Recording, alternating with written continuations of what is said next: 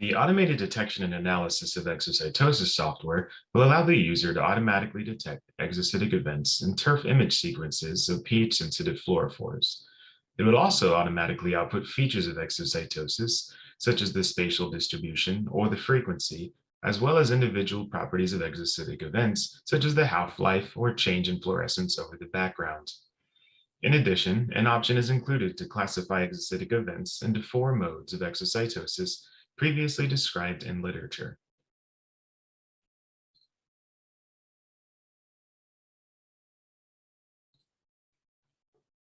In order to use the automated detection and analysis of exocytosis software, first you will click the Find Dataset button, and you will navigate to where your data is deposited. You'll want to put in a folder called Raw Data. Your data files will automatically populate the list here, and you can have any number of data files in this folder. Next, you want to choose a directory for which your analysis files will be deposited. Here, I've chosen a directory called Test. You'll also want to fill in the frame rate of your images, as well as the pixel size. Here, my frame rates is 100 milliseconds per frame. My pixel size is 80 nanometers.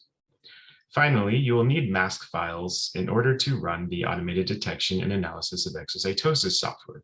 You can use the included mask maker button in order to automatically generate mask files from your data files.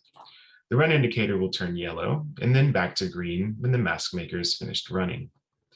Your mask will be deposited in a new folder called Mask Files in your chosen directory, and the mask files will automatically populate the list here. You will want to check that